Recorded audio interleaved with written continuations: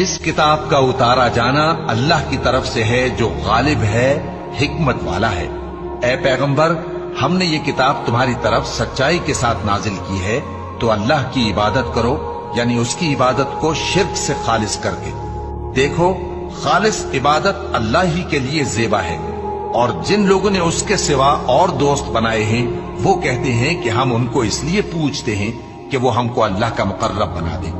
تو جن باتوں میں یہ اختلاف کرتے ہیں اللہ ان میں ان کا فیصلہ کر دے گا۔